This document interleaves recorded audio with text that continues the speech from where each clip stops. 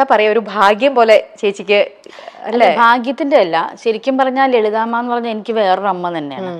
അപ്പോ എന്നെ വഴക്കു പറയും, വയസ്സായതിന്റെയും ഒരുപാട് ഇത് കഴിക്കുന്നുണ്ട്, മരുന്ന് കഴിക്കുന്നുണ്ട്, അതിന്റെയൊക്കെ ഒരുപാട് പ്രശ്നങ്ങളും ഫ്രസ്ട്രേഷനും ഇറിറ്റേറ്റഡ് ആവുകയൊക്കെ ചെയ്യായിരുന്നു. അപ്പോ ദേഷ്യം വരും, പെട്ടെന്ന് ദേഷ്യം വരും. അവസാന കാലഘട്ടം പറയണേ, ദേഷ്യം വരികയൊക്കെ ചെയ്യും. അപ്പോൾ ഞാൻ എന്നെ ദേഷ്യപ്പെട്ടാലും ഞാൻ ഇങ്ങനെ ഇരിക്കും. പിണങ്ങിയൊക്കെ ഇരിക്കുവാണെങ്കിലുണ്ടല്ലോ, നമ്മുടെ അമ്മമാര് പറയുന്ന പോലെയാ, ഊണ് കഴിക്കാതെയൊക്കെ പിണങ്ങിയിരിക്കും. ഞാൻ പിണക്കം വന്നു കഴിഞ്ഞാൽ ഞാൻ ഭക്ഷണം കഴിക്കാതിരിക്കുമ്പോഴത്തേക്കും പറയും, പെണ്ണേ എന്നെ കൊണ്ട് പറയിപ്പിക്കരുത്, ഇങ്ങോട്ട് എന്നൊക്കെ പറഞ്ഞ അത്ര ഒരു ഫ്രീഡം ഉള്ള ഒരാളാണ്. പിന്നെ ഞാൻ കുറച്ചാൾ കൊച്ചിയിൽ താമസിച്ചിരുന്നു, ഒരു 10 വർഷത്തോളം. അത് ലളിതാമ്മയാണ് എന്നെ കൊണ്ടുവന്നത്. ലളിതാമ്മയുടെ അമ്മ താമസിച്ചിരുന്ന ഫ്ലാറ്റിന്റെ താഴത്തെ ഫ്ലാറ്റില് അവിടെ റൂമുണ്ട്, നീ വന്ന് താമസിക്കുന്നു പറഞ്ഞ് ഞങ്ങൾ കൊച്ചി ഷിഫ്റ്റ് ആവുന്ന നേരത്ത് അവിടെ തന്നെ എനിക്ക് ഫ്ലാറ്റ് എടുത്ത് തരുന്നതും ഒക്കെ അമ്മയായിരുന്നു. അപ്പോൾ എന്തെങ്കിലും ഒരു ആവശ്യം വന്നാലും സിദ്ധു എപ്പോഴും കാണില്ല. സിദ്ധു എന്തെങ്കിലുമൊക്കെ ഷൂട്ടിന്റെ തിരക്കൊക്കെ ആണെങ്കിൽ ഞാനായിരുന്നു അമ്മയെ കൊണ്ടുവരുന്നത്. പർച്ചേസ് ചെയ്യാൻ ഷോപ്പിങ്ങിന് പോകുന്നത് ഞങ്ങൾ ഒരുമിച്ചായിരുന്നു. ഹോസ്പിറ്റലിൽ കൊണ്ടുവരുന്നത് ഞാനായിരുന്നു. അങ്ങനെ ഭയങ്കര അറ്റാച്ച്മെന്റ് ആയി. അമ്മയ്ക്ക് വിഷമം വന്നാൽ അമ്മ എന്തെങ്കിലുമൊക്കെ ടെൻഷനോ വിഷമോ വന്നു കഴിഞ്ഞാൽ അമ്മയ്ക്ക് ഒറ്റ പ്രശ്നമേ ഉള്ളൂ, അമ്മയുടെ ആകെയുള്ള നെഗറ്റിവിറ്റി അതാണ്. അപ്പം തന്നെ പോയിട്ട് കുറെ സാരി മേടിച്ച് ഷോപ്പ് ചെയ്ത് കാശ് കളയും. അതാണ് അമ്മയുടെ ഏറ്റവും വലിയ പ്രശ്നം. അപ്പൊ ലാസ്റ്റ് ഒക്കെ ആയപ്പോഴത്തേക്കും കുറച്ച് ബുദ്ധിമുട്ടും കാര്യങ്ങളൊക്കെ വന്നപ്പോഴേക്കും അമ്മയ്ക്കും ഈ പറഞ്ഞ പോലെ തട്ടിമുട്ടിയിൽ നിന്ന് വിട്ടു നിൽക്കാനായിട്ടൊരു വിഷമമായി. കാരണം ഓർമ്മയ്ക്ക് കുറച്ച് ഈ ഡയലോഗൊക്കെ കാണാതെ പറയുന്നതാണ്. അതൊക്കെ വന്നപ്പോഴത്തേക്കും കുറച്ച് അമ്മ ഒന്ന് റെസ്റ്റ് എടുക്കട്ടെ എന്ന് വിചാരിച്ചിട്ട് തന്നെ തട്ടിമുട്ടിയിൽ നിന്ന് മാറ്റിയപ്പോഴത്തേക്കും പാവം എന്നെ വിളിച്ച് ചോദിക്കുമായിരുന്നു, എന്താടി എന്നെ വിളിക്കാത്തെ? ഭയങ്കര വിഷമം. എന്താടി നീ പറ, എന്താടി എന്നെ വിളിക്കാത്തെ എന്നൊക്കെ പറയായിരുന്നു. എന്നിട്ട് ലാസ്റ്റ് സമയത്ത് അമ്മ തമിഴ്നാട്ടിലൊരു തമിഴ് സിനിമ ചെയ്തുകൊണ്ടിരിക്കുകയായിരുന്നു. ആ സമയത്ത് തന്നെ എന്താണെന്നറിയില്ല, ആ സമയത്ത് തട്ടിമുട്ടിന്ന് ചെയ്യാത്തോണ്ട് വിശേഷമൊക്കെ വിളിച്ചു ചോദിക്കുമായിരുന്നു. ആ സമയത്ത് എന്താണെന്നറിയില്ല, എന്നെ ഡെയിലി വിളിക്കുമായിരുന്നു. ഡെയിലി രാവിലെ വൈകുന്നേരം, അല്ലെങ്കിൽ രാവിലെ ഉച്ചയ്ക്ക് വൈകുന്നേരം ഒരു നേരമെങ്കിലും എന്നെ വിളിക്കും. ഗുളിക കഴിക്കുന്ന പോലെ വിളിക്കും. വിളിച്ചിട്ട് വിശേഷങ്ങളൊക്കെ പറയും. സാധാരണ ഞാൻ അങ്ങോട്ട് വിളിച്ചില്ലെങ്കിലായിരുന്നു അമ്മ എൻ്റെ അടുത്ത് പരാതി പറഞ്ഞിരുന്നത്. നിനക്കല്ലെങ്കിലും വേണ്ടല്ലോ, വയസ്സായ നമ്മളെയൊന്നും വേണ്ടല്ലോ, തള്ളമാരെയൊന്നും വേണ്ടല്ലോ എന്നൊക്കെ പറയുമായിരുന്നു. അപ്പൊ സിദ്ധുവിനെയും ശ്രീകുട്ടിയെയും എങ്ങനെ സ്നേഹിച്ചു അതുപോലെ തന്നെ അമ്മ എന്നെ സ്നേഹിച്ചു എന്ന് വിശ്വസിക്കുന്ന ഒരാളാണ് ഞാൻ. എവിടെ പോയാലും കൂടെ കൊണ്ടുപോയിരുന്നു. അപ്പൊ ആ സമയത്ത് ഞാൻ അന്ന് ഫാമിൽ കുറച്ച് തിരക്കൊക്കെ ആയിരുന്നു. ഞാൻ ഫോൺ എടുക്കുകയോ സംസാരിക്കുകയൊക്കെ ചെയ്യും, ചില സമയത്ത് ഫോൺ എടുത്തില്ല തിരിച്ചു വിളിക്കുകയൊക്കെ ചെയ്യും. പക്ഷെ ആ സമയം ആയതുകൊണ്ട് ഞാൻ എപ്പോഴും ഫോൺ എടുക്കുമായിരുന്നു. എടുത്ത് സംസാരിച്ച് പറഞ്ഞത് തന്നെ ചിലപ്പോൾ പിന്നെയും പറയും. അപ്പൊ കൂടെയുള്ള സ്ത്രീ പറയായിരുന്നു, എന്തിനാ ആ കുട്ടി എപ്പോഴും ഇങ്ങനെ വിളിക്കണേ, അതെന്തെങ്കിലും തിരക്കിലാവില്ലേ എന്ന് പറഞ്ഞപ്പോൾ ഒരു ദിവസം ചീത്ത പറഞ്ഞു എന്ന് പറഞ്ഞു. അതിന് നിങ്ങൾക്കെന്താ, ഞാനല്ലേ അവളെ വിളിക്കണേ, എൻ്റെ ഫോണിലല്ലേ ഞാൻ വിളിക്കണേ, അവളെ അല്ലേ വിളിക്കണേ, നിങ്ങൾ ആരെയല്ലല്ലോ, നിങ്ങൾക്ക് എന്താ പ്രശ്നം എന്ന് ചോദിച്ചു വഴക്ക് പറഞ്ഞു. അത് ഇവർ തന്നെയാ പറഞ്ഞേ, അങ്ങനെ എന്നെ അടുത്ത് പറഞ്ഞിരുന്നു എന്ന്. അപ്പോൾ 2-3-4-5 ദിവസം കഴിഞ്ഞപ്പോൾ എനിക്ക് കോള് വരുന്നില്ല. 2-3 ദിവസമായിട്ട് കോള് വരുന്നില്ല. അപ്പം ഞാനും ഈ തിരക്കിൻ്റെ ഇടയിൽ തിരിച്ചു വിളിക്കാനും, ഫാമിൻ്റെ ഭയങ്കരമായ ഒരു പ്രശ്നത്തിലായിരുന്നു ഞാൻ, തിരിച്ചു വിളിക്കാൻ പറ്റുന്നില്ല. അങ്ങനെ ഒരാഴ്ച കഴിഞ്ഞപ്പോഴത്തേക്കും ഞാൻ അമ്മയെ വിളിച്ചു. അപ്പോഴേക്കും അമ്മ വരും എന്ന് പറഞ്ഞിരുന്നു, ഞാൻ കൊച്ചിയിലേക്ക് വരികയാണെന്ന് പറഞ്ഞിരുന്നു. ഞാൻ വിളിച്ചപ്പോൾ അമ്മയുടെ ഫോൺ കിട്ടുന്നില്ല. അത് കഴിഞ്ഞ് ഞാൻ ആരോ ഇങ്ങനെ ഞാൻ വിളിച്ചു, ശ്രീകുട്ടിയോ സിദ്ധു ആരെയും വിളിച്ചപ്പോഴാണ് പറഞ്ഞത് അമ്മ ഹോസ്പിറ്റലൈസ്ഡ് ആണ്. ഓ, ചേച്ചിക്ക് അന്നേരം ഭയങ്കര ഒരു പെയിൻ ആയിരുന്നിരിക്കും അല്ലേ?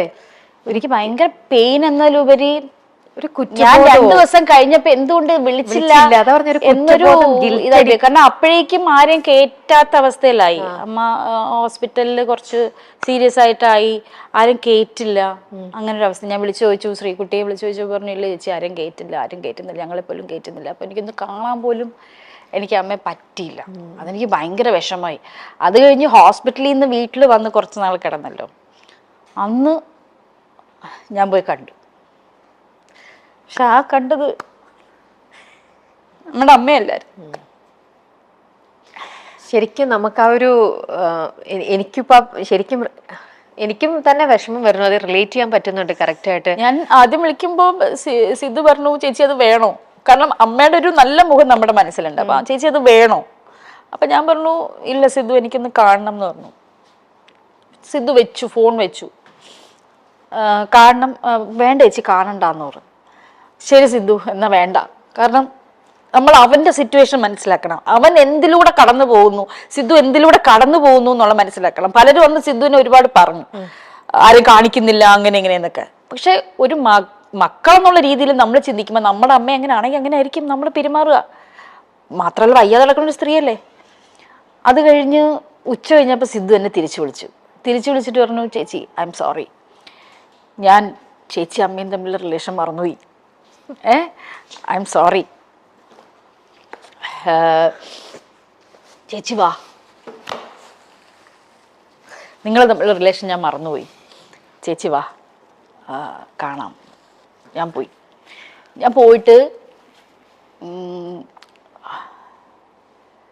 വിളിച്ചിട്ട് അറിയുന്നില്ല, ഞാൻ അമ്മയെന്ന് വിളിച്ചു, അമ്മ ഞാൻ വന്നെന്ന് പറഞ്ഞു.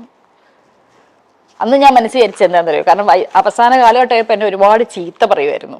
പെട്ടെന്ന് ദേഷ്യം വന്നിട്ട് വേറെ ആരെയും വിളിക്കില്ല, അടുപ്പുള്ളവരെ മാത്രമേ ചീത്ത പറയുള്ളൂ. നമ്മളും അങ്ങനെയാണല്ലോ. തീർച്ചയായിട്ടും. അപ്പൊ എൻ്റെ അടുത്ത് ഞാൻ മനസ്സിലിങ്ങനെ വിളിച്ചിട്ട് ഞാൻ മനസ്സിൽ പ്രാർത്ഥിച്ചതാണ്, ദൈവമേ രണ്ട് ചീത്ത പറയാനെങ്കിലും അമ്മ ഒന്ന് വാ തുറന്നിരുന്നെങ്കിൽ എന്ന് വിചാരിച്ചു. നമ്മൾ ഓരോ തിരക്കിൽ പെടുമ്പോൾ നമ്മൾ ഒരിക്കലും വിചാരിക്കില്ലല്ലേ, ഇങ്ങനെ ഒരു സൈഡിൽ നിന്ന് ഒരാൾ എന്നെ ഡെയിലി വിളിച്ചോണ്ടിരുന്ന ഒരാള് നമ്മളെ 2 ദിവസം നമ്മുടെ ജീവിതം ഫുൾ പിന്നെ നമ്മൾ കുറ്റബോധത്തില് എനിക്ക് വിളിക്കാമായിരുന്നു, ഞാൻ വിളിക്കേണ്ടിയിരുന്നു, അങ്ങനെ തോന്നും. കാരണം ആ സമയത്ത് അമ്മ ആക്ച്വലി കുറച്ച് ആരോഗ്യത്തിലാണ് സംസാരിച്ചത്, കുഴപ്പമൊന്നുമില്ല, ഒരിക്കലും വിചാരിക്കുന്നില്ല. പക്ഷെ അന്ന് കോവിഡ് സമയം ആയതുകൊണ്ട് അവിടെ നിന്ന് ഇങ്ങോട്ട് വരാൻ പറ്റത്തില്ല. അപ്പൊ കുറെ ദിവസം അമ്മ വെറുതെ ഇരുന്നു, 3-4 ദിവസം വെറുതെ ഇരുന്നപ്പോ അവര് വിട്ടില്ല ഇങ്ങോട്ട്. എന്തോ നമ്മൾ സ്റ്റേറ്റ് മാറി പോകുന്നതിന് തന്നെ നമുക്ക് എന്തോ അനുവാദം ഒക്കെ എടുക്കേണ്ടിയിരുന്നു ആ സമയത്ത്. അതുകൊണ്ട് അവിടെ അങ്ങ് പെട്ടുപോയി. എന്നിട്ട് എന്നെ വിളിച്ചു പറഞ്ഞു, എടി എനിക്ക് വരാൻ പറ്റുന്നില്ലടി, ഇവര് വിടാന്നൊക്കെ പറയുന്നുണ്ട് പക്ഷെ പറ്റുന്നില്ലടി, എനിക്ക് അങ്ങ് വന്നാ മതി എന്നൊക്കെ പറഞ്ഞു എന്നെ വിളിച്ചിട്ട്. അപ്പൊ ഡെയിലി വിളിക്കുമായിരുന്നു തന്നെ, അത് ആരും വിശ്വസിക്കില്ല. ആ സമയത്ത് അമ്മയുടെ കോൾ ലിസ്റ്റ് എടുത്ത് നോക്കിയാൽ കാണാൻ എന്നെ ഡെയിലി വിളിക്കും. നമുക്കറിയാം, കാരണം ചേച്ചിയും ലളിതാമ്മയും തമ്മിൽ നിങ്ങളുടെ ആ തട്ടിമുട്ടിയിൽ നിങ്ങളുടെ ആ ഒരു ബോണ്ടിങ് നമുക്ക് എല്ലാവർക്കും മനസ്സിലാക്കാവുന്നതേ ഉള്ളൂ. ശരിക്കും എത്രത്തോളം സ്വന്തം മോളെ പോലെ ആ ഒരു ഫ്രീഡം ഇപ്പൊ ചേച്ചി പറയുമ്പോൾ തന്നെ അത് ശരിക്കും അത് ഫീൽ ചെയ്യണു.